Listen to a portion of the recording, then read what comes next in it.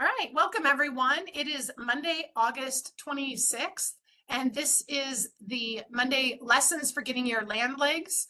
This is available to all American state nationals who have done their paperwork through the TASA paperwork process, either the Streamline one-page process or the 928, so what we call the full armor. And so I just wanted to let everyone know that that's available anytime anybody wants it. You can reach out to your coordinator, or I'm sure there's a way you can figure it out. I do share that on several different platforms. So anyways, with that, today's lesson is about the LRO and ordering your credential cards and how to do that and those types of topics. So let's go ahead, and I'm going to share my screen. And when I always have a favorite mark at the top here for going to the LRO and for the TASA website. So I'm just going to wait for it here to get to the LRO. Oh, good. Okay.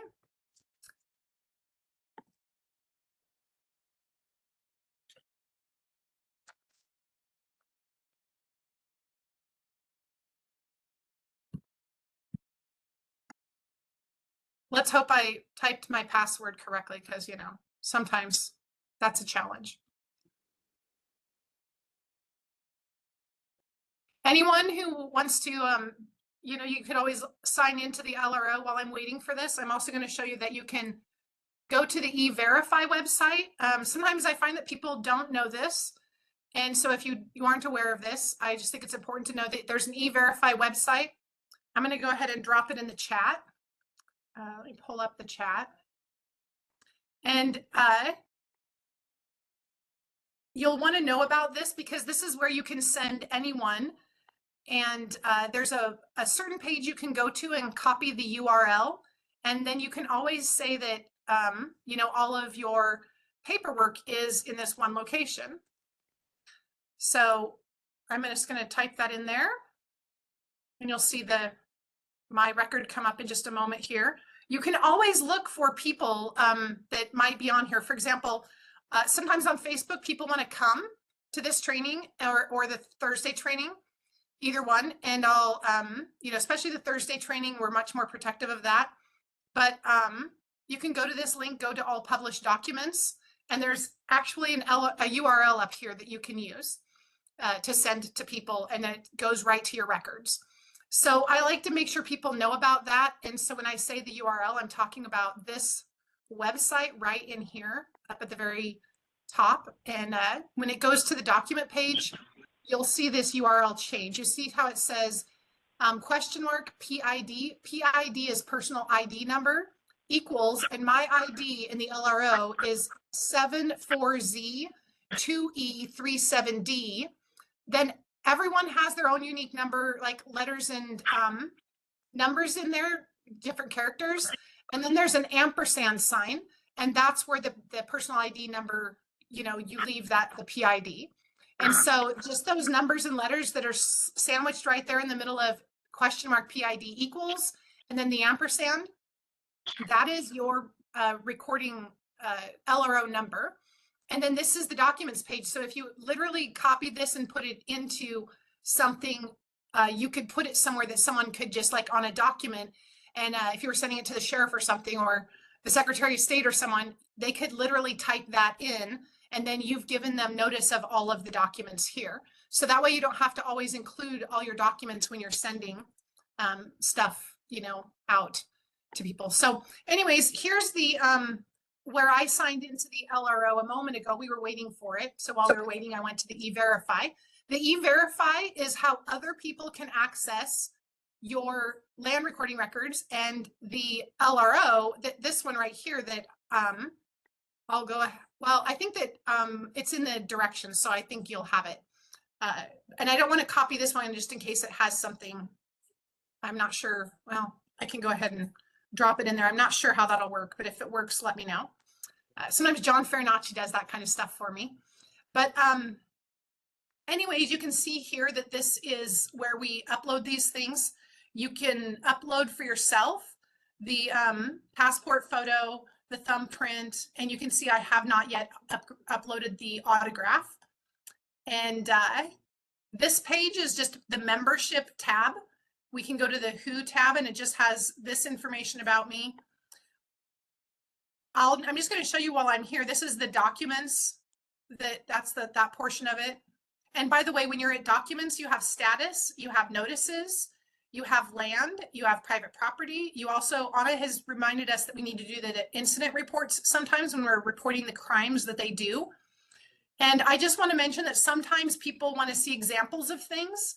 If some people want to look and see what I did for rescinding my signature or certain things that, you know, maybe I did at some point, you're welcome to come. I'm not saying it's good or that you should copy it. I'm just saying that sometimes it's helpful to grab ideas of what someone else did. So you can see here in the LRO, there's, you know, all these different tabs. And this verify one, you can see how it's yellow.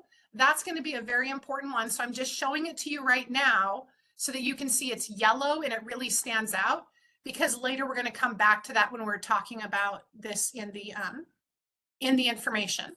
And then do note right here that I did put my address in here. Oh, it looks like I need to go back and do it differently. It says C/0, I think. That was a mistake. Care of.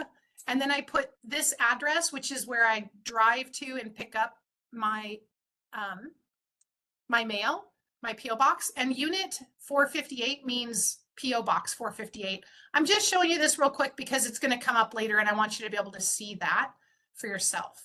So it's a matter of looking over all of this. If there's something wrong somewhere in here, then you're going to have an opportunity to go ahead. Oh, look at this right here. I can maybe change that right there. There's a ship to address here. So I'm just kind of pointing this out so that you can see these different things. All right. And then when you want to order a credential card, this is the fees tab. I think that's what I just did, is clicked on fees. It looks like it has contact 1, 2, 3. Okay, there we go.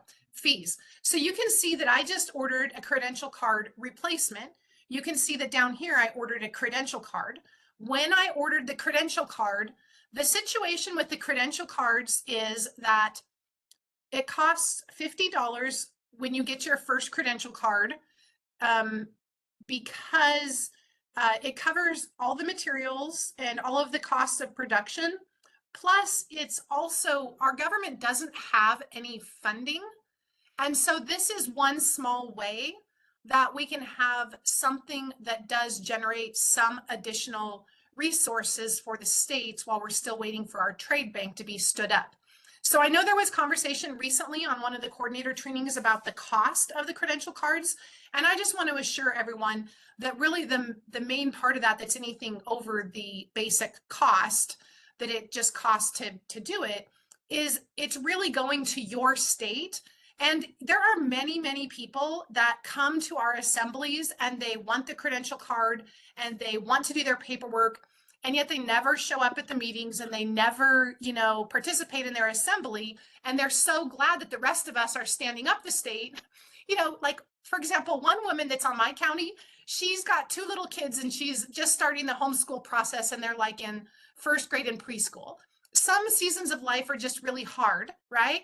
And she's becoming a recording secretary and it's taking a bit of time, several months, and she's doing it as she can. People do have situations in life that prevent it. And then some people just really have no concept that they have the opportunity to reconstruct the American government alongside of us, right? So when they come along and all they want to do is correct their status, it is really nice if they want a credential card for us to have a way that helps us generate income, because we are doing work on their behalf. And let's say it helps us pay for notices or, you know, setting up our courts or having the meetings we need to have and all of that. So there is $50 cost when you buy your first 2 credential cards, and then you've got 2 copies. And then recently, it became something that Anna was aware of, that if we had credential cards that had an autograph on them, and if we had credential cards that had an address on them, and if they had an expiration date on them, then those credential cards would the international community, or whoever she was talking to, felt like those would actually be accepted because of where the world is today, and that's normal. And so part of the reason we never had an expiration date is because Americans don't expire until we die. We're not licensing and registering and constantly looking for ways for the government to make money. And whereas the federal government is constantly looking for ways that they can charge us fees and those sorts of things. So we didn't want to require people to have something with an, like every 4 years or something, update it. So what the international community said was, well, we would just like it if they have like an updated photo so that they're not 25 when they get their card, and then when they're 70 years old, we just don't even know if it's the same man or woman. They just said as long as there's like a 10-year expiration. So we felt like that was amenable, and we would accept that in order to be able to be recognized. The other thing is that they wanted an autograph on it, right? But if you understand that if they went to simply went to the LRO and went to our Declaration for Americans or any of these others, any police officer could see your signature. By the way, this is the autograph that is on the 1779 Declaration. It's supposed to be printed. If you haven't gone to the E-Verify and looked at yours lately and make sure that it is printed, you'll want to do that. And then it says copyright, and it does say seal. And so you'll want yours to be like that. And this form of your signature is it more reflects that you're a living man or woman than something that's in script, which is what we call cursive. So with the replacement cards, these things that we agreed because there's like a process of negotiation, right? And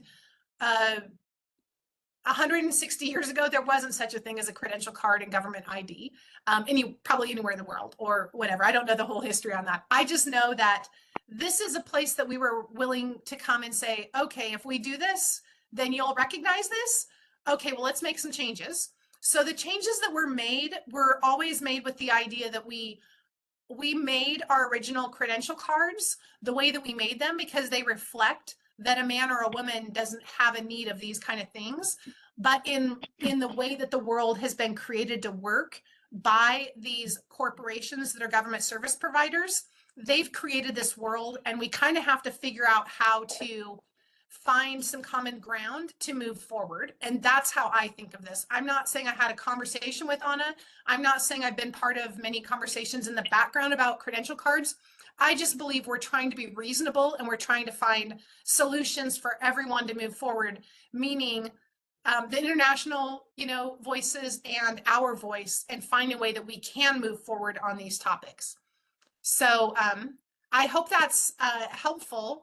And then, so I wanted to show you that the credential cards, when you replace them, there is not going to be the way that this is a fundraiser for our states when it's $50 for the first two. We understand, like, if a couple, a man and a wife, if they buy, a set of credential cards, it is $100. So we understand that. At the same time, we do need new credential cards, and our government is completely done by volunteer donations of time and money. We don't really have the resources to just replace a bunch of cards. We have taken the time and the volunteer hours to go ahead and create what's being requested. And, I haven't checked in with Paul, but I have a feeling he and Terry and a team of people that work on the credential cards have been working away in the background and volunteering their hours to do this on our behalf. But that's, we're all kind of used to that, right? That this is a volunteer effort. And so these replacement cards, the postage alone is $10. And then there's the cost for the printing of them. And just, this is what we know that we can do it for.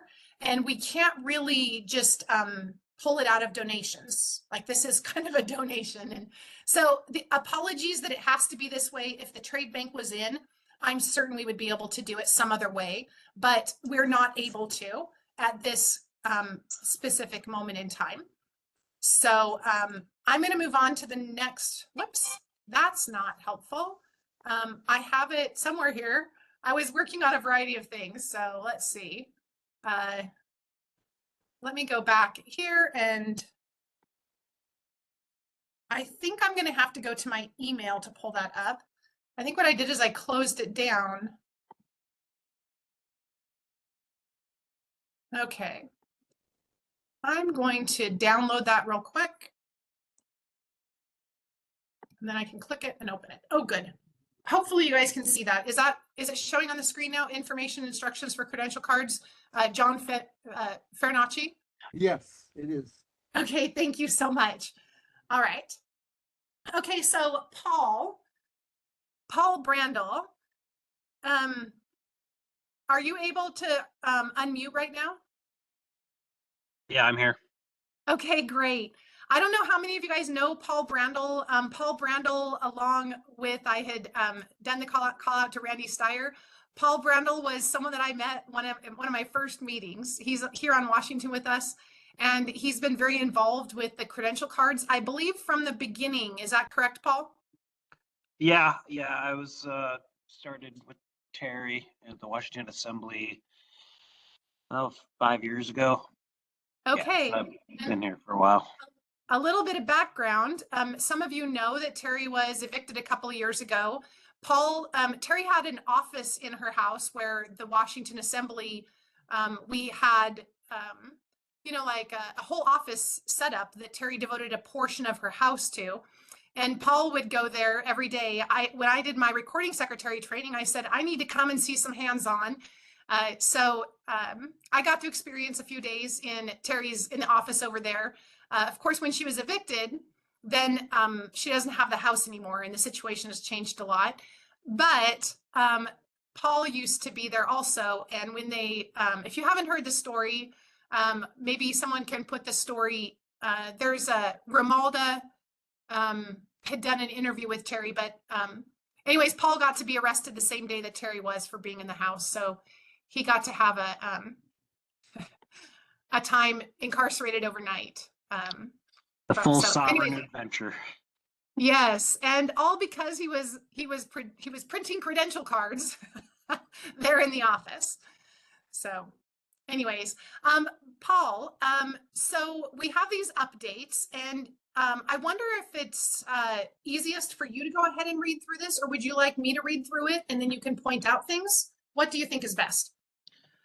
Yeah, go ahead and start reading, and then at certain times I can just maybe interrupt and then kind of, add some comments. Okay. That sounds great. If anyone who's out there happens to have this document and you want to put it in the content area, I will do it later, but if someone else wants to do it, that would be wonderful. But I understand that many people don't have this yet. We'll make sure it gets in the content area, and that way everyone can have access to it. And I'll tell you where that is later if you're not sure. So, all right, so information and instructions for credential cards. In order to issue the new format of credential cards for an American state national or an American state citizen, please self-govern and read very carefully the guidelines below. Anything about that, Paul? No, you can keep going. Okay, great. I'm just going to say that the more we self-govern and we can take care of things on the LRO ourselves, the better. And then it has to be done with quality. I know that one time I'm a recording secretary, so there is someone that was wanting a credential card printed, and Paul wrote to me and said, that's not a very good passport photo. Are you sure he doesn't want a different passport photo? To some degree, Paul is limited by, what he's given, or, anyone who's in the position to do that. So I just want to say, when you self-govern, I think there's reminders in here to do, to really kind of get the best quality you can, because that really is going to determine what Paul can do. All right. The LRO credential, what's that? Correct. Yes. The LRO credential cards have recently been redesigned to incorporate elements that will allow our credentials to be recognized by TSA, DHS, Marshall, Sheriffs, and Pinkerton Leos, aka police. Yay! We can all clap, right? If you want to put an emoji out there for clapping. Well, it is a maybe, though. I mean, you have to learn how to present this stuff properly. Otherwise, they're just they'll laugh at you. So, this isn't a silver bullet. And people think that it is, but it's not. So, like you're saying up in the front, it's self-governance, people want the easy way out, but this, even though that these cards have these new elements on there, yes, they're on the next level, and it'll help convince these agents. But like I was saying, you have to really know what you're talking about, and you have to learn how to present yourself properly. So keep going. Paul, I really agree with you on that. Even when my case started a year ago, I wasn't ready for it. And I have a feeling that if anything were to start today, they would say she knows too much. I think they can see a difference between the work that they have in their possession that I did a year ago, and then what I'm producing now. And I'm just kind of curious. I haven't seen anything about the court proceeding that was supposed to happen this morning, but I kind of wonder if I've got them on pause, and they're starting to worry that I might be becoming too knowledgeable. So certainly you can always play it safe earlier on until you get your feet under you. And yeah, just you want everything you do to really be checked for professional and a professional appearance. So go back and look at the records in the LRO, in the E-Verify, and see if you were someone that was like a police officer or the court clerk or a lawyer, and they were looking at your LRO records, if they would be like, oh, look at like, like, for example, one time I looked at someone's paper and it said on the 1779, it said all rights reserved without prejudice. Well, when you're making a declaration, that's not the time to use that. And it's kind of a beginner mistake. So then if they saw something like that, they would go, oh, beginner mistake. And so they wouldn't see you as someone who would be able to really hold your ground. I'm just saying there's certain things that people do that tip them off that this is someone just getting started, and they would be easy to discourage. Yeah, go ahead. Yeah, later on down the road, I'm hoping to get some kind of software application developed where we can basically have a fee schedule where we can check mark things off. It'll add it all up for you and just create a bill that you could just print out with a little portable printer. Whenever any of these agents aren't, complying with your orders to accept these credential cards, you have to use this paperwork as like your tools, and not many people have their tools sharpened. So you got to have all your ducks lined up in a row, like she was saying before with the 1779er. You want to have your autographs correct on all the documents, and because otherwise you're just going to look like a fool. So yeah, it's a lot. This is just a foundational stone. That's what we do here with TASA, is we give you the foundational stones, but you got to build the house yourself. You're on the land and soil. So, and it's a lot of people, they come into these assemblies, and they think that this stuff is going to get them, this like their golden ticket into the private. Well, it's not. It's just a hammer. And sometimes you can, like, people will try to use the paperwork in court, and it's not retroactive. So it's not Right. about. And then the stuff with the address, which so Yeah. let's keep going forward. All righty. So there's two scenarios. You might already have had a credential card issued to you in the past and you're ordering a replacement, or this is your first credential card. So again, there's just different ordering options when you're in the LRO and you've got that situation. By the way, what you'll do is you'll come down here to add item in the LRO. And when you choose the item, you're going to choose a credential card replacement if that's your situation. Or I think that because I already ordered my original ones, it's not there. Paul, do you have any comments on, it just says credential card replacement, but it doesn't offer me. When does it offer the credential cards at $50? Is it built into the LRO that it's not getting Yeah, that's all built in. So. Programmed? Okay. Oh my goodness, where did I put that? Oh, here it is. Okay. It's over next to my email. That's what that, okay. All righty. So, All right, and then please note that cell phones and tablets can be problematic when editing and verifying an LRO account data because the small screen sizes are not fully supported by the software we use. Please use a laptop or desktop computer to perform editing and verification of your card data. Can you please comment on that, Paul? Give some context. When people are verifying, it's we have problems with all those with MacBooks, cell phones, tablets. Yeah, so you're gonna want to verify from a PC, laptop, or desktop computer. So Okay. that happens quite a bit because a lot of people use their phones. So. All righty.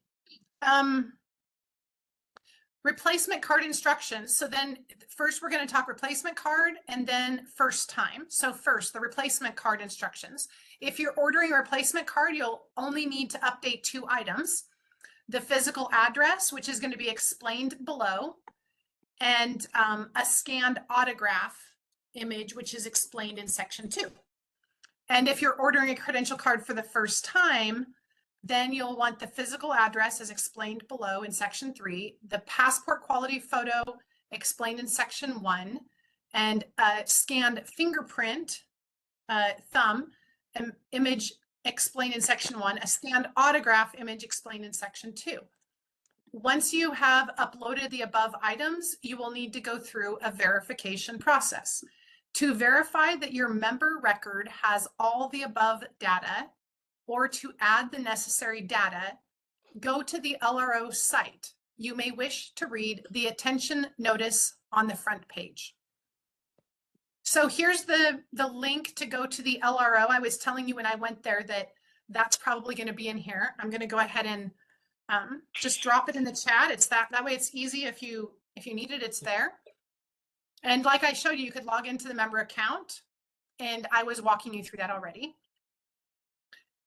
Anything that you want to add to that, Paul? I'm just reading replacement or first time. No, you can keep going. Okay. Before making edits to your address fields, please read section number 3 below. Once in your LRO account, go to Contact tab and look over the fields. Go to the Contact tab. Okay, so in the LRO, go to this tab and look it over. And don't put CO in there. Okay, so let me go look at mine. Okay, mine has CO, so leave that out. Thank you. Because Paul, the reason is because that tells the de facto that we're doing something unusual, right? It's like tipping them off, or what's kind of the explanation you would give on to why not do care of? Well, you're just in care of.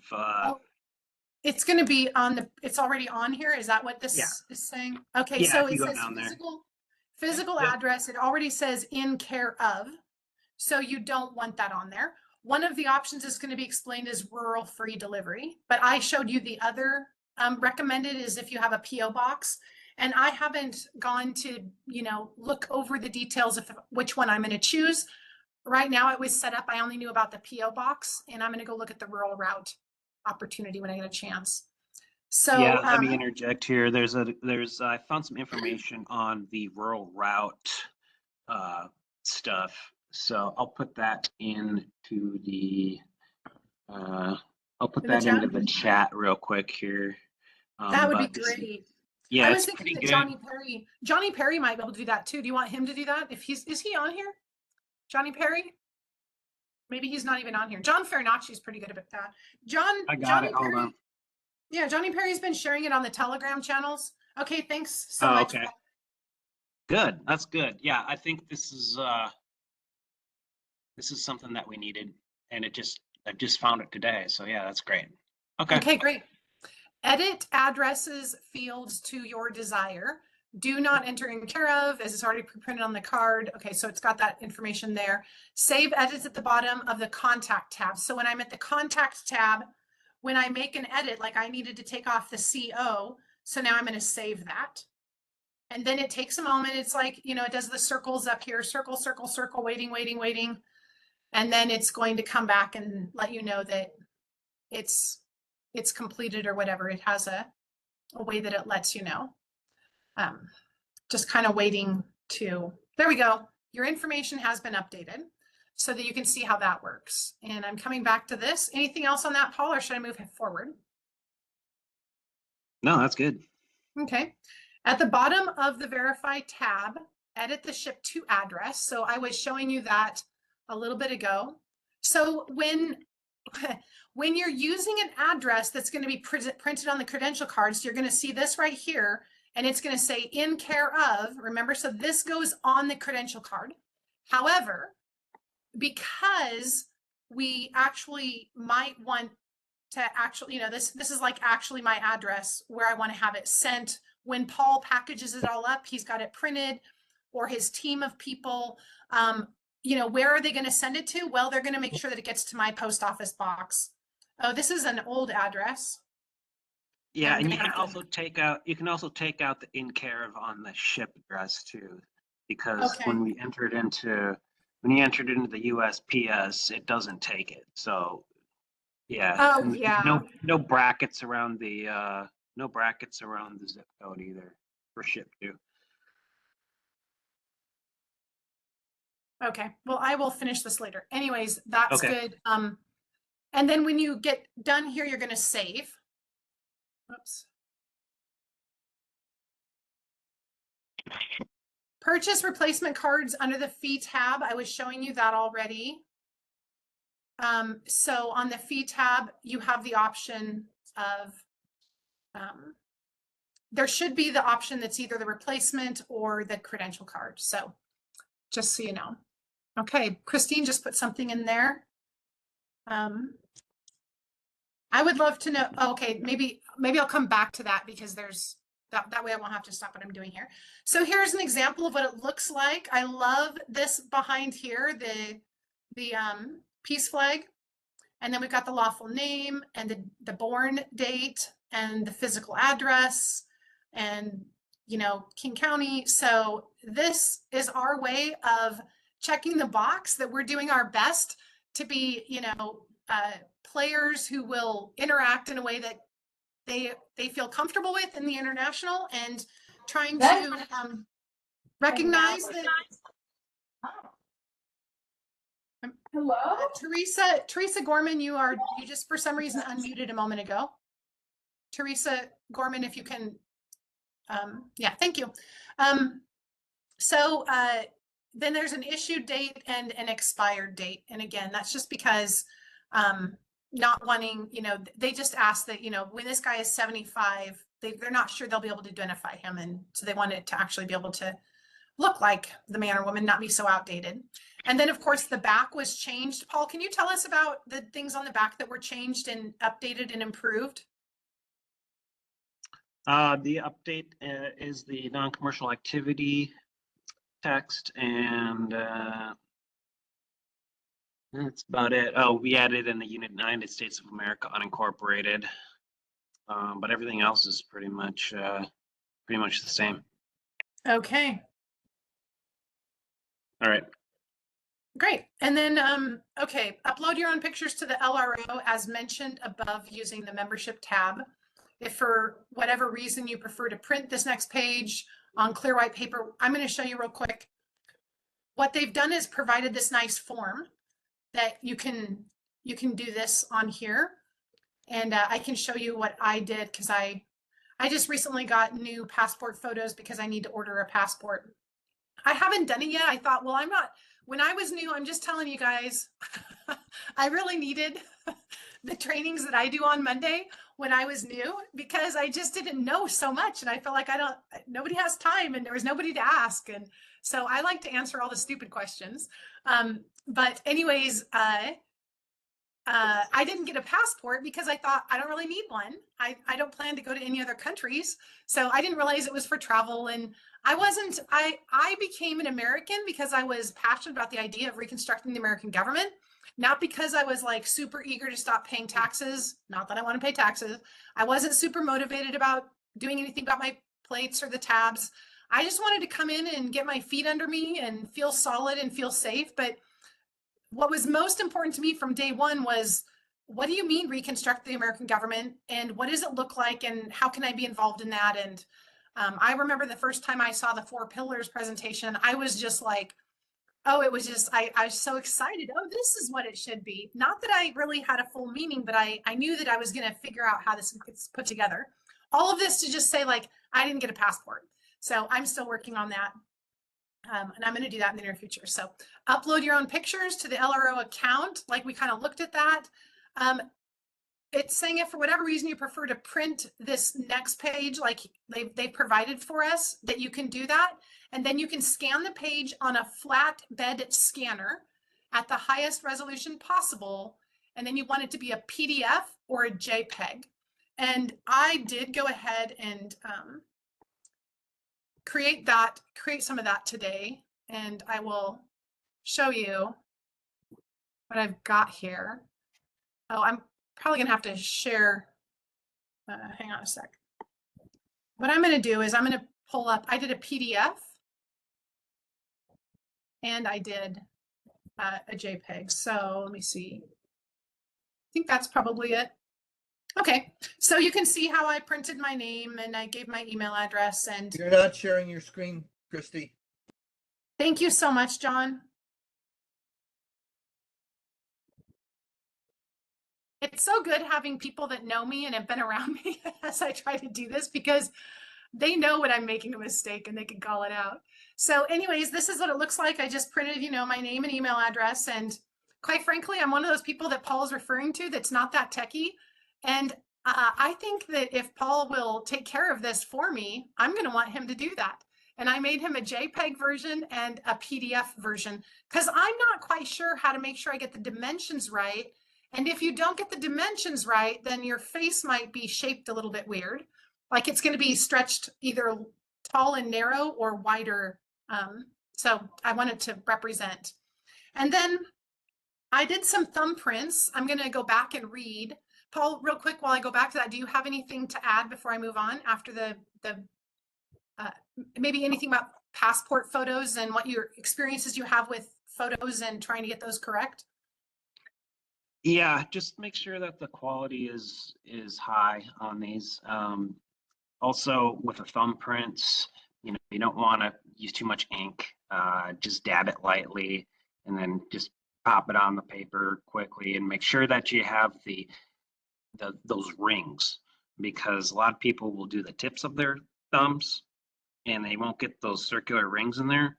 And because you gotta know that these credential cards are potentially going to be used to replace, it's like an alternative to the real ID, which they're trying to push out, I think 2025.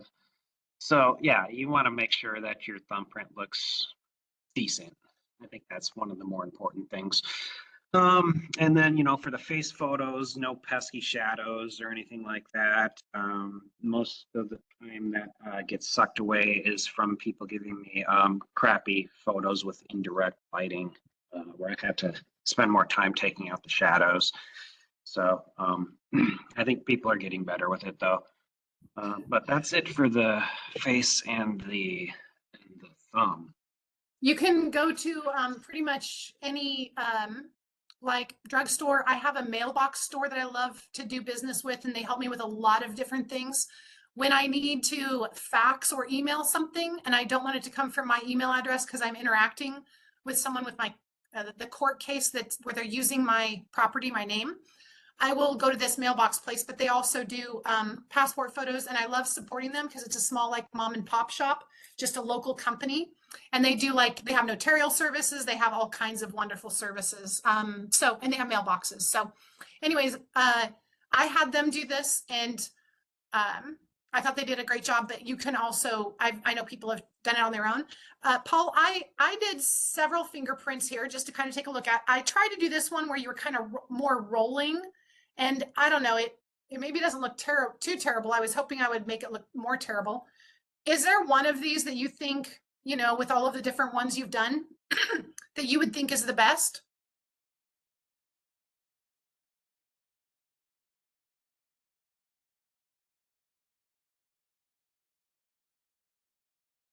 Paul, are you there?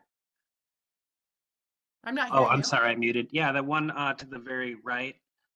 I would say the first three are decent. Yeah, those are good. Okay. Yeah, I Okay. up the contrast and brightness to try to, make it look like it's more readable. So that's one of the nice thing is Paul has those kind of techie skills. So give him a variety, do your best. I used to do something like this, but I'm so glad that I have this. This is going to be wonderful to print off as a recording secretary when I meet with people or send them ahead of time or something. And then I'm going to also mention up here with the email address. This reminded me of something. And that's another thing that as a recording secretary, I've interacted with Paul sometimes because what'll happen is someone will come to me and say, it's been 2 months and I haven't got my credential card yet, or it's been 4 months. And I'll check with Paul and I'll be like, hey, what's the status of that? Can you give me an update? And he'll say, yeah, 6 weeks ago, I sent them an email and I haven't heard back from them. So Paul, talk about that. Yeah, so some of these emails with new people, they go to the junk folders and they don't check them. I guess I should put that in there, but yeah, I need your contact information straight up.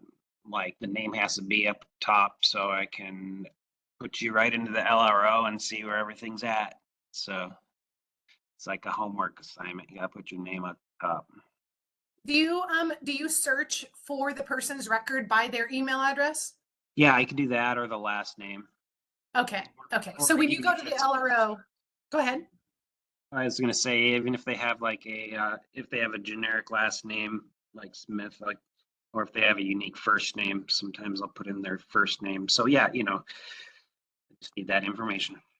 Okay, great. And I was seeing that Christine it was making a comment, I think on Indiana, that this is really common with Gmail or something like that. There's certain ones that are really bad about. So essentially what's happening is someone has contacted Paul and they want a credential card.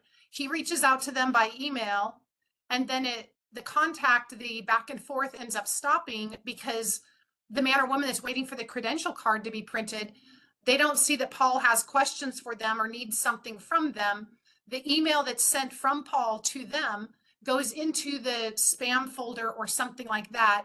And then the conversation's kind of like stalled because they don't see what happened with the email and Paul doesn't know that there's some reason they didn't reply.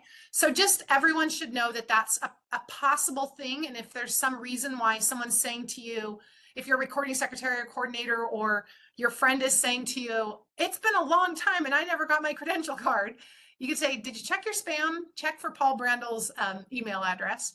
I think that's what they would check for is, or maybe you could tell me, Paul, what they should check for in their spam. You're muted. Yes, they'd have to check for the American State Nationals.us emails in their junk folder. And somebody was saying in the chat, yeah, Gmail. Gmail is, I don't like Gmail. I try to get away from Google as much as possible. They all know what they're up to and who they actually work for. So, I'd recommend getting a different email. Not Yahoo is also not very good, and apparently Proton isn't either. It all depends. I don't know. But yeah. Okay. So. Okay, and then he covers that on photos, cell phone photos, pictures are acceptable only if taken in the proper lighting. Photos are usually rejected due to low resolution or grainy pixels. So if you want to kind of, make sure that it goes the first time, you're going to want to make sure that that photo isn't something that Paul has to respond and say, hey, this photo isn't going to work, right? So he's giving you the most common reason that a cell phone picture might be rejected. Whereas if you get like a passport photo from a place, I'm going to guess those are generally acceptable, Paul. Is that right? Most of the time, but sometimes people have older scanners that aren't very good. Even at high pixel rate, it'll pixelate things. So, don't hesitate to take it to a professional and get it done with like a more updated scanner. Um, so yeah, that is a problem. But I mean, if you have most phones these days are really, really good and they take good pictures. It's just the lighting. So, Okay. it is Okay. what it is.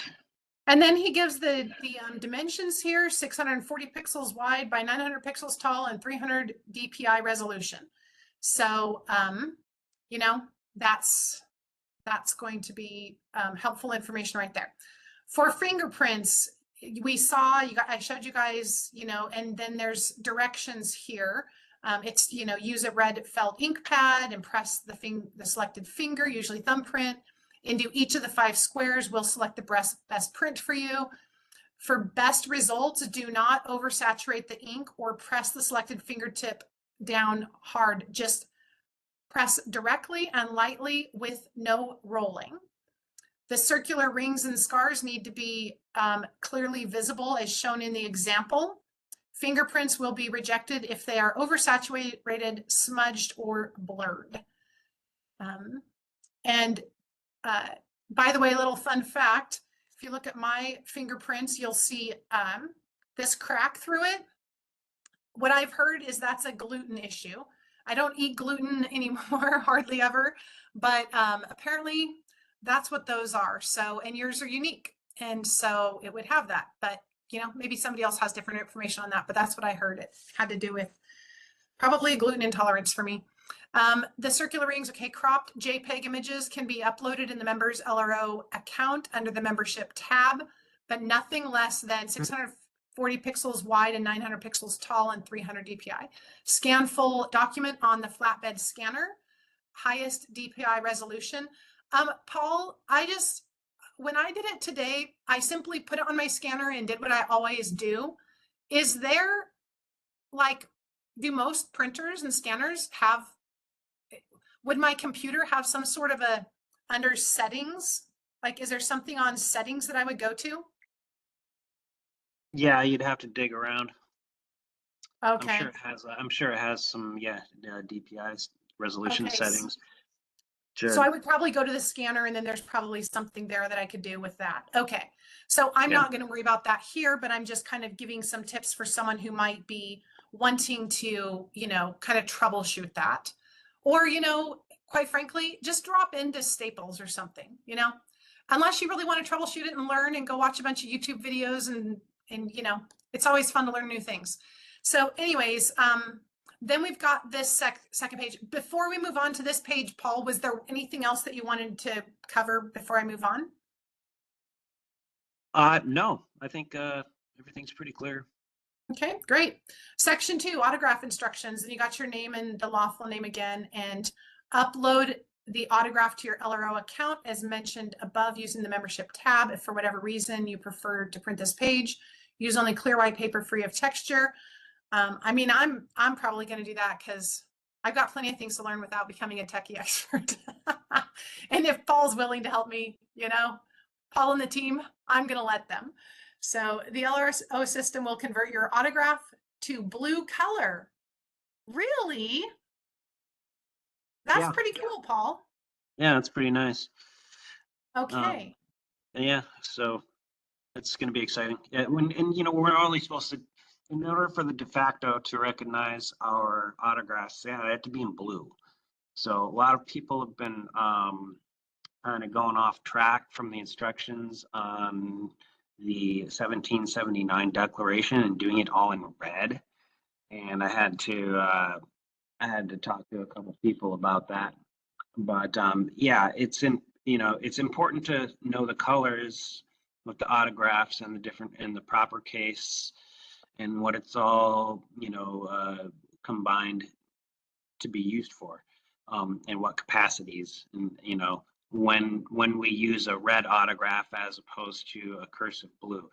So, you know, that's the one thing that is further down the road for educating and self-governing, along with some of this other stuff with the physical address, which we can get to later.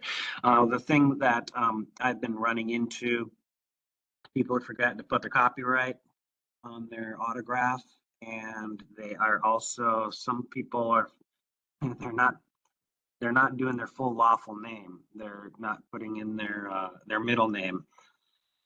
So that's the one thing. So remember to do that.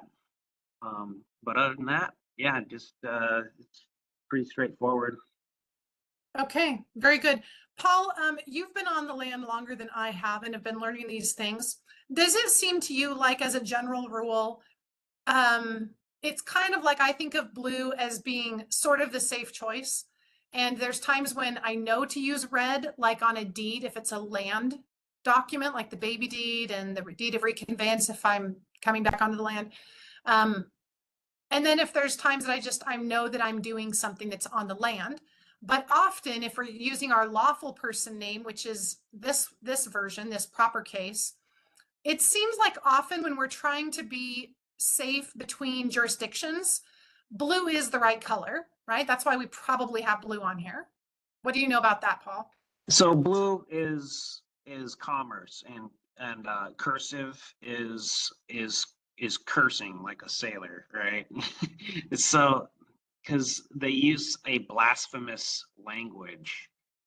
And so, you know, you want to, that's the only thing that they can see. So, you know, that's why you want to use blue and cursive, because it's now if we're doing a contract between a man and a woman, then you'd want to autograph that private agreement between the two of you in red proper case print. Now, if I had an unincorporated business and I was doing some kind of work for a man or a woman, then I think I would have to, I think it would be cursive red, if I'm not mistaken. But yeah, see, there's a lot of little ins and outs and tricks with all this stuff, and that's what we have to learn. Same thing with the Postmaster General. I mean, when that's later on down the road here, but I mean, gosh, that's a lot of knowledge to try to acquire and execute properly. Yeah, so that's why we have to know, and that's why we give these foundational stones on how to do this stuff properly. So I think that's really interesting that their language is curse, and it's like, it's a messed up language. And so in order to speak to them, we need to write in what we would call script, as I understand. yes. And in blue. I just think that's interesting. But also someone was mentioning, and I was also wondering this earlier, this looks kind of like cursive, and it also is kind of print. Is that kind of to give some room for each one to kind of, you know, print the way they want? Or no, I didn't think of it that's a little that bit way, confusing. but you know, yeah, because people get wild with their autographs, and that's another problem. Is so if it goes out of these boundaries too much, it's gonna appear on the card smaller. So because of like how the graphic fits into that field in the software. Okay. So I guess that's another thing. So yeah, you know, we really want to try to make our autographs as nice looking as we possibly can. And so, yeah. Right. Well, I think, let me see. That's the instructions about the autograph. Then down here we have the physical address. Clarification on use. Is it okay to move on, Paul? Yeah, yeah, let's keep going. Yeah, clarification on using domiciled physical address on LRO credential cards. It's highly recommended, but not necessary, to refrain from using one's own domicile address. I can tell you from firsthand experience that once you experience them coming to your door, wanting to serve you papers on a case that you want nothing to do with, you also will understand what it's like to have your heart racing at the idea that they might be trying to come to your door, and you wish they didn't have your address. So anyways, they don't now because I moved. Well, It and is, that's why I have so my billing address is in some other city, and so is my PO box. So they have any where know abouts of where I'm actually domiciled. right, So right. Yep. yeah. So this is a cat and mouse game with the name and the address, and you have to learn how to use them both properly, and where it kind of puts a line in the sand. You know what I'm saying? Like you have to distance yourself from these entities in a certain way. And Cal Washington talks about it in a lot of his interviews, is kind of one of the main things to do in the beginning. And Yeah. also, yeah, because you don't want these people coming to your doorstep and trying to hop over your fence. I mean, it's just Yeah. like, ugh. And once Anyway, you learned about the criminal information claim notice of liability and you provide it to someone, like recently they were trying to serve me and they wanted me, the process server wanted to know what my new address was and they called and left a message. And I just made sure that my mailbox store, I tried to send it by fax from Staples and from UPS and from my mailbox store, but they don't accept faxes. So my mailbox store was able to send them an email and I dropped them a USPS priority mail right away. And guess what? They quit trying to get a hold of me. That didn't stop them from finding another way to serve me and deciding to move forward with another hearing, but that's okay. Anyways, rural free delivery, private mailing box such as FedEx or Pony Express, a friend's address, a PO box in the form of a street address or a highway address.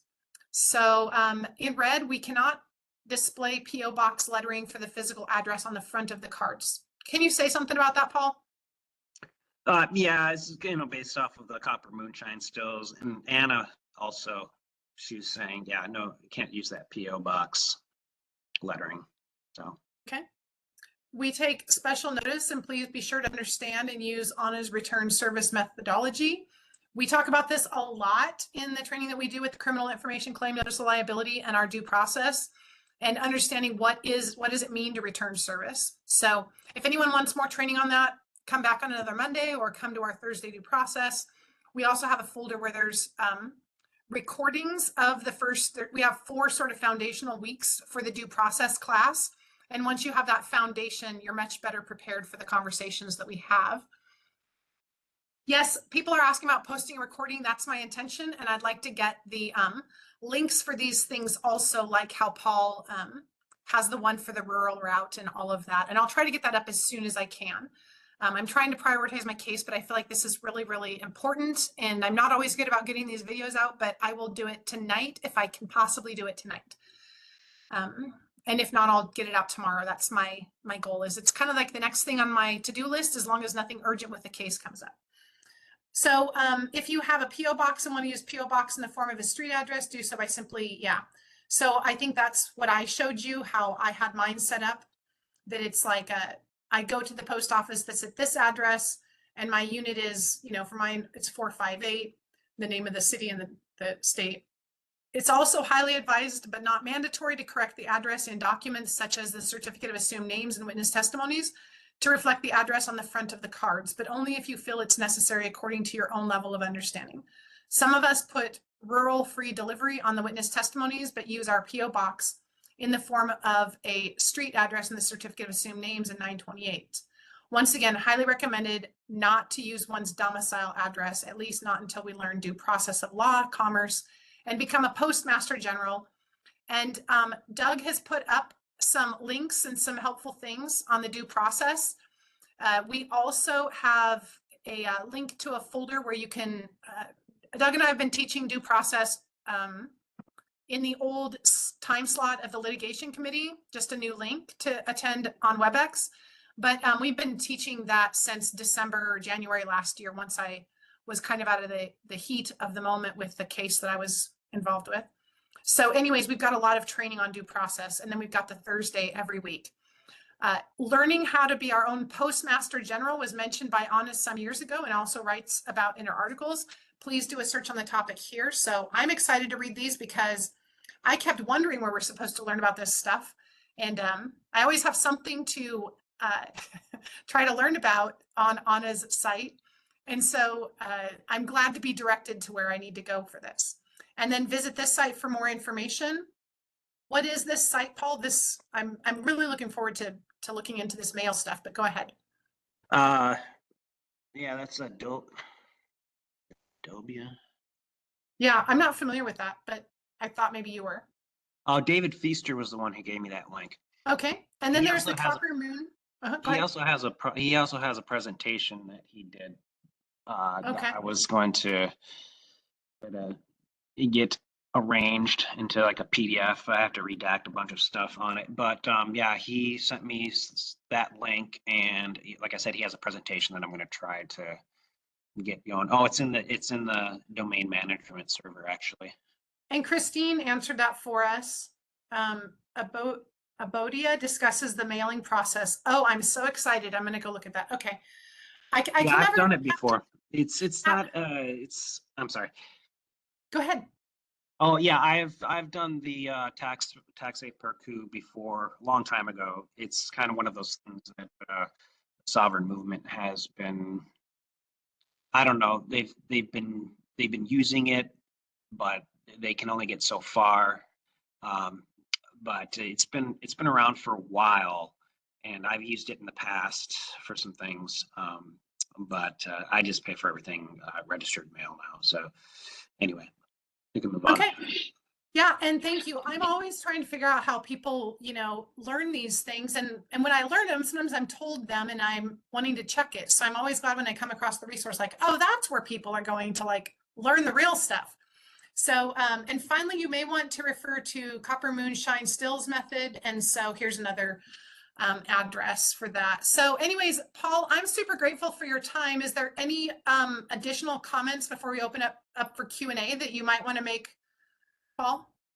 No, I think that clears everything. There is an email address in here that says, go ahead and send it to card-production@mail.americanstatenationals.us. Is that going to be an email address to interact, or is that just for us to send questions to? Do you check that every day? Is there a team that checks that day? Can you tell us about this email address? Yeah, it just links to my Paul James Brandel, American State Nationals. So yeah, just go use that. Okay, fantastic. Now we know how to, get some questions answered. So, all right. Well, at this point, I just want to go ahead and open it up for questions, and we'll do. Let's see, what time is it? It's 5:17. We've been going for about an hour. Normally, I do want to try to cut this off at an hour right now while I'm trying to work on my case, but I really do want everyone to have an opportunity to ask questions. And so we'll do that. And then there were a couple people that had questions that I want to go ahead and respond to if I can, because we might need to wait till Thursday to ask Doug, because he really has such a depth of knowledge that I don't have. And I think it was Laura on Kentucky, and then there was, I'm trying to remember who else had their hand up.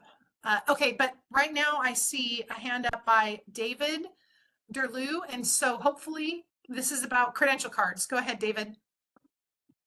Yeah, thanks. I have an 18-year-old grandson. How would he get an ID card? Because now they won't give him a driver's license when he tries to sign his or autograph his signature with the byline.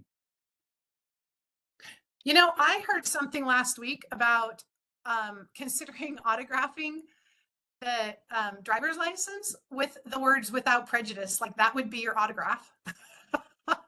I thought that sounded like a great idea. How do they know it? You watch doctors scribble things on the their prescription pad. If anyone has any thoughts on that, but David, I was going to say, Paul, can you please talk about getting a credential card for someone that isn't 21 and they can't do their full paperwork set and all of that? Yeah, we haven't designed that yet, so it's coming though. But some people that like have a toddler or something, they'll get their kids a credential card. Yeah. Well, that's the thing that we have to discuss that. Right now, we just have the adults, so Okay. it shouldn't be too. I don't think it's going to be too too many changes, but yeah, it's just one thing at a time. There's so much going on right now. And Okay. there's only the four of us. So, but yeah, the kids' cards will come down the road. But I would suggest, I mean, if it all comes down to how you autograph the driver's licenses. So, you can always autograph those driver's licenses correctly, and then that reserves your rights. So, like she's saying, without prejudice. We don't recommend, like you're saying before, we don't recommend giving up or surrendering the driver's licenses until you know what you're doing. So, that's my Yeah, and take. it's also been pointed out to me that there may be times that you want to have a driver's license because you might want to, if you're on a vacation and you need to rent a car, you may need a driver's license. And so it might be important to have one, but make sure that it's autographed appropriately. Yeah, they basically told him it wasn't a legal signature, or excuse me, autograph, which I find ironic because it's his lawful autograph. This Right. So what had happened one time is Robin. was, Yeah, Robin? Just real quick, can he not get a passport? What about a passport, He's David? he's got that. They've got passports. Thank you. I yield. Go ahead, Paul. What were you going to say? well, I was going to say, like when you go into a bank to open up an account, a commercial bank, open up an account, you can't autograph. They won't let you autograph in proper case print. That woman, Karen Keogh, who used to be with the Washington Assembly, went in there and did that. And it's, yeah, so it's important with the names and the autographs and how you, and what style of lettering you're using. So, but yeah, go ahead and if the kid needs to get a driver's license, that's fine. But yeah, just make sure that it's autographed correctly and everything is set up on the public record with him. So Yeah, there's also someone put in the chat that you can put VC before your name and use so it would be by and then V.C. and then first, middle, last. I've heard of people also putting U.D. at the end of it. So when you use V.C. it needs to come before the name, and that is some Latin words that mean under duress. So you're abbreviating and saying that you're signing it under duress, you're being required to, forced to. So it invalidates the signature that way. You can put UD afterwards, under duress. And the reason you don't want to put VC afterwards is because kind of like if you, like if someone they have a certain British title, then they would have letters after their name like MD, medical doctor. So VC, there's a certain kind of a position, from what I understand, that would, that Ralph on Florida says, go to a different driver's license office until you get it. Okay, that's an interesting plan. I'm going to guess that Ralph has some experience coaching people in that. So that's probably a really, really good idea, David. If Ralph's experiencing it or recommending it, I think that's probably a good recommendation. Let me see. I see someone's hand, but I might be Paula Garcia, but there's a second page, so I don't always see it. John on Wisconsin. Yeah, go ahead.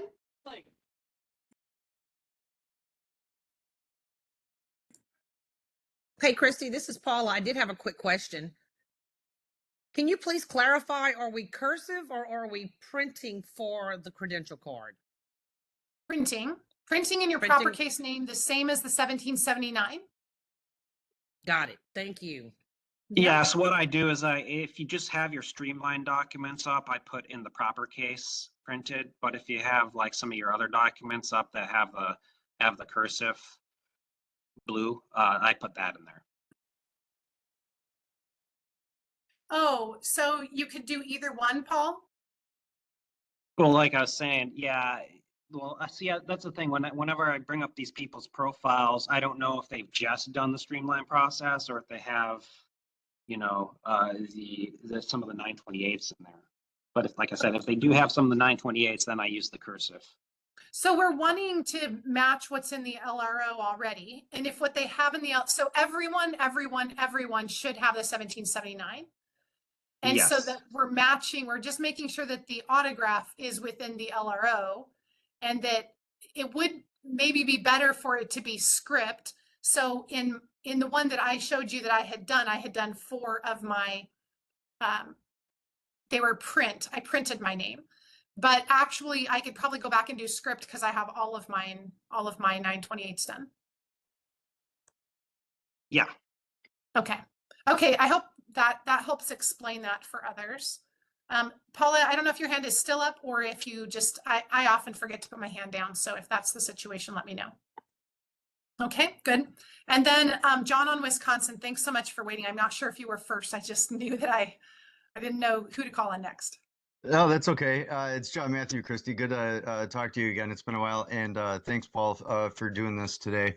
I just had a quick comment. If you guys are interested, I've actually dug really, really deep into different postage methods as well as like the history behind it and so on and so forth. I've put together outlines as well as kind of like a timeline of how things transpired. So if you're interested in any of that, feel free to reach out and I can email you what I have.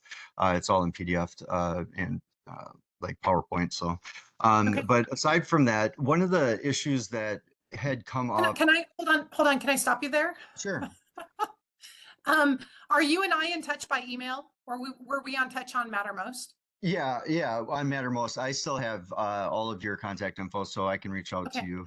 The reason I'm saying that is because I am very interested in doing a Q&A like how we're doing this today. I would love if 1 week you could join me and we could just do a Q&A on all kinds of things. You can do a presentation, we can do follow-up questions. And so drop me an email about that. I would love to do that. Yeah, absolutely. I think I mean our power is derived from the Post. So I mean it's such a huge piece to this all as well as jurisdictional standing and everything. So I would absolutely love to do that. I'll get some info over to you. And with that being said, so one of the topics that came up on our General Assembly calls, and we've gone back and forth on this until we had kind of a solidified answer. But in regards to doing an address change, so back, when I did mine on the LRS before that transitioned, I had an address that was a physical domiciled address that I then changed across the board, and I need to update that, but I wasn't really quite sure from a standpoint of, because things aren't retroactive and so on and so forth, but I wanted to like do almost an addendum. So what would you recommend as far as like, I want, all of the depth of what has already been published there, but would you suggest just redoing it and calling it a day with the current sort of contact information as far as, mailing address goes, or would you suggest doing an addendum? Thanks. Yeah, so I mean, John, I feel like you might be able to do circles around me.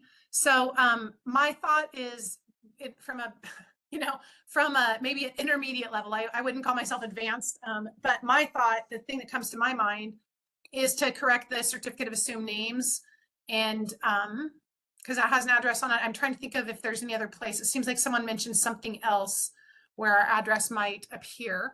I might just do even one of the bigger parts is like where they would either reply number 1 or number 2 in the case of the fee schedule. That's a really big one because they would literally be sending you now in a commercial sort of aspect where they're tacitly accepting now, the bill. That John, would be a huge issue. Are you familiar, John, with our criminal information claim notice of liability? Yes. Because one of the lines in it makes them responsible for everything on the LRO. And so in the LRO, if you updated something, it just makes them responsible for that updated. So I'm not sure if you've got like some things on the county records that you're thinking of. And one other thing is like, I remember when Kimberly Jones was doing the working group, and I remember learning from her to put that like some kind of indication at the bottom of the page, like it was revised on this date, just a little note. So like you have a certificate of assumed names and it's dated, you know, for me, I think I did the first one in January of 2022. And then I did another one in March of 2023. And when I did that, then I just put a little note that it was revised on this certain date. Since I've been working with Doug for the last year, he will often put the word amended at the top.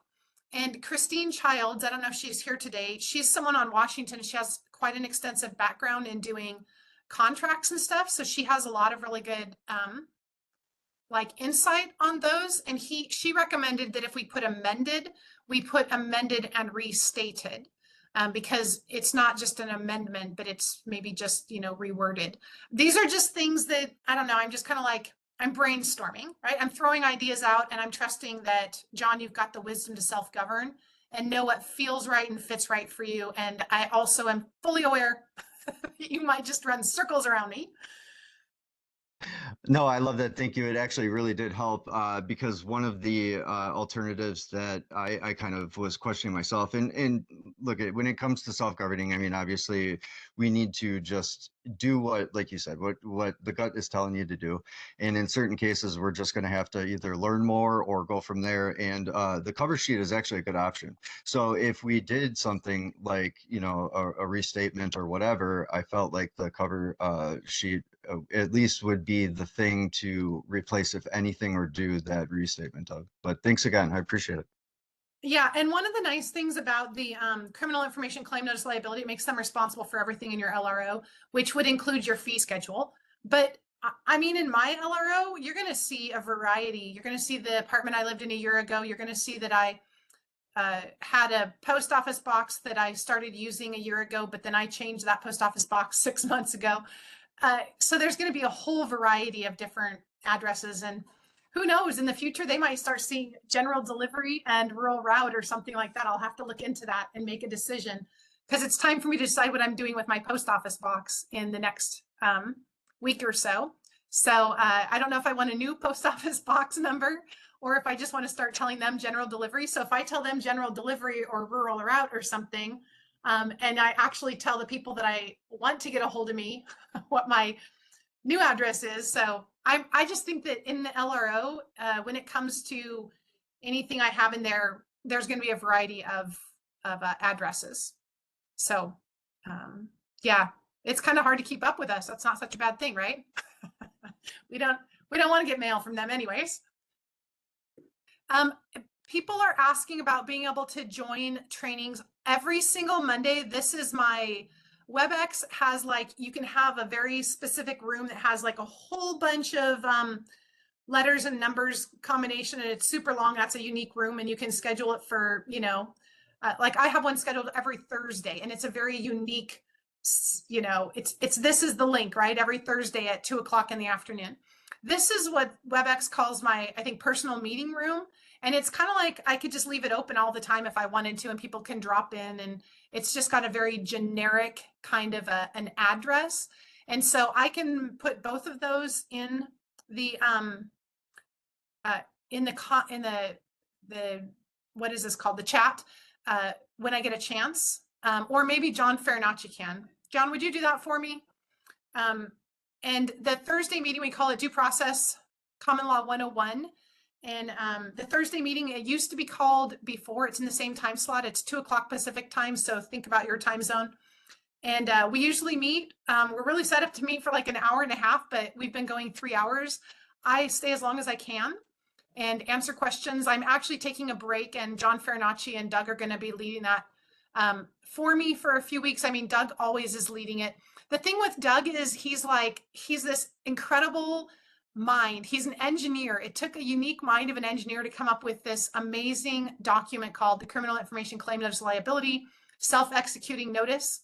That means that when they receive it, the Secretary of State and any agents below him, Anthony Blinken, any agents below him, anyone who contacts you and wants to do business with you and fails to recognize your status and standing as an American is agreeing to a true bill.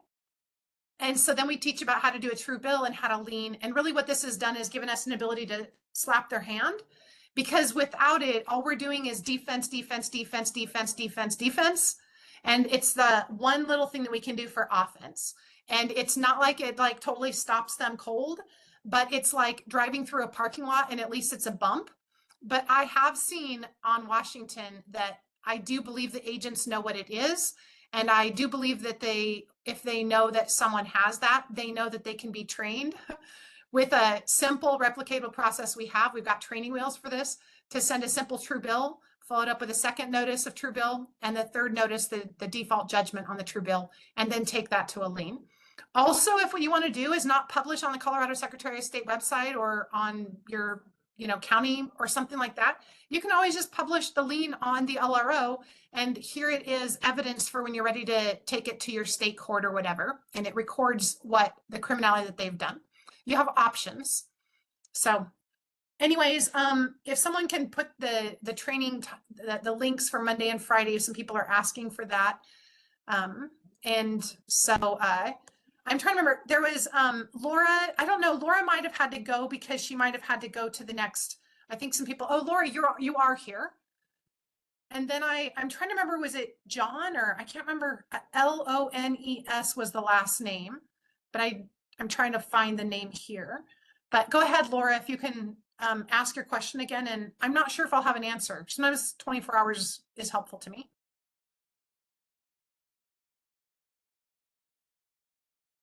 Oh, I'm sorry. Laura, wait a minute. I see Deborah's hand. And Deborah, you've had your hand up for a long time. Yes, Christy, I got interrupted whenever you guys was going over the address part. It wasn't a long interruption, just during the address. If you could go over that again, I would really appreciate it. Thank you. I now yield. Okay, great. It's really just that you can go to these websites and look into it. And like on the LRO, if we go to the verify tab, well, let me go first to the membership. The contact has the address in it. You don't want to put care of CO because it won't take it anyways when Paul needs to send you things or putting it up. So it doesn't matter. Don't put care of. It's just, it just gets in the way more than anything. And this is a safe place. You don't have to communicate to the Americans anything, any concern about your address being whatever. The address isn't displayed when law enforcement comes to see this. This physical address is here for like when Paul wants to send you the credential card. So that sort of thing. Maybe on your state, if you were doing mail-in ballots or something, a ballot might be mailed to you at that address. That's what this address is safe. It's just the Americans will send you stuff. So we're not going to be breathing down your throat or down your back. The membership, the contact, so look there for the address, and then on the verify, you're going to see where it shows the address right here. That's that address that it's pulling from this tab over here. So it pulls this into this verify. So whatever you want to print on there, that's where you want to make sure it is. And then you're going to have it shipped somewhere. So if you were to put like rural route, or you were to do something so that de facto doesn't have an easy way to find you, you can do that. And then additional resources so that you can do more research are right down here. So then you can figure out what you want to do. Paul also, or someone put a link in the chat. You can scroll back up to find about, Paul had found it about rural route options. So other than that, that's all I was saying about that, Debbie. Okay. Or Donna. No, it's Debbie. Okay. The zip, whether we do brackets or not, that's the only question I have left. Nope, don't do No brackets. Okay. No, if you, let me see. I think that when we look at this, we're going to see that if you look at the credential card, that's kind of like an important thing to just take a look at the sample that they have. And you can see how, I mean, you can do brackets if you want. I mean, you well, can it's do anything you gonna want. say, That's the thing. oh yeah. Yeah, Okay. I mean, it's just like when I've written some of the previous notices about this using the physical address domicile, is you can kind of do whatever you feel like you want to do. because, you know, we're self-governing. Yeah. But, you know, like brackets, I mean, sure. I used brackets around my social security number in the DS-11 application for the passport cards with an explanatory statement. But like I was saying, it's up to you. You do what you want. What's best? What's best? It's whatever you think is best. Well, and just so you know, on the card, if you'll notice, on the card, the sample that's shown, there is on that card, there is, I'm sorry, I left for a sec. I have to pull it back up and show you. There, it says zip exempt. So see right there, it says zip exempt. It's not going to be on the card. There's going to be no postal address. All that's going to be on the postal address, that's only just going to be in the LRO, which is only, it's kept safe. It's only for the use of the ship to the ship to is basically deleted after the cards are printed. Right here. This one is going to get, as soon as Paul gets done, he's going to delete this. Yeah, that gets deleted, and that goes into the USPS.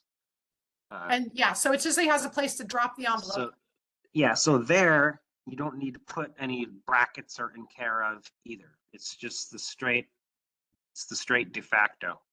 It's coming from Paul, so you don't need to communicate to Paul like, hey, don't consider me part of that zip code. Paul already is going to honor the fact you're an American.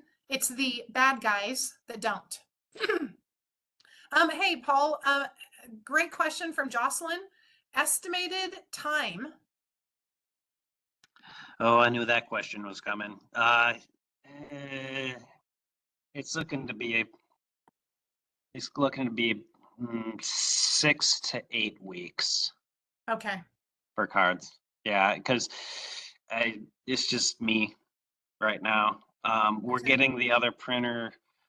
We're going to try to get Sean Duncan to help out here, but it all has to be hands-on in-person training. So Okay. yeah, you know, it will start picking up, but yeah, it's going to take a while. And keep in mind that, you know, expediting in the de facto, I mean, they've got, I think, what is it, 4 to 6 weeks for a U.S. passport card? I think it's about that. Yeah, it's about a month to 6 weeks. So yeah, and it'll be like 6 to 8 weeks. So, and I have to try to organize things so that people who have new cards that, you know, pay the $50 are printed accordingly in the reasonable time frame that they purchased them. So, you know, it's a lot. Yeah, I'd say 6 to 8 weeks. It could be even maybe a little bit more. So. Okay.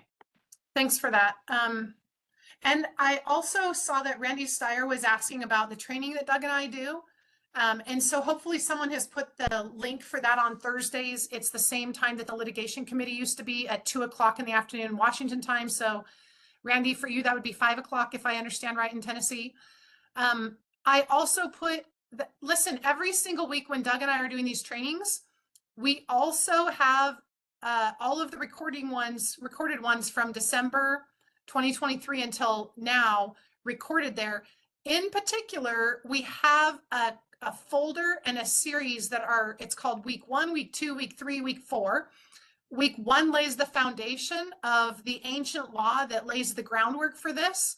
Week 2, we go over for an hour and a half explaining every little detail about how Doug put together the criminal information claim notice of liability. By the way, we wanted to get it in front of Anna for months, and we were finally able to get it in front of her in March. And so she made some recommendations, and then we went ahead and altered it so that we had, that's when we came up with a different name called Information Claim Notice of Liability. It used to be called Declaration of Jurisdiction and Provenance.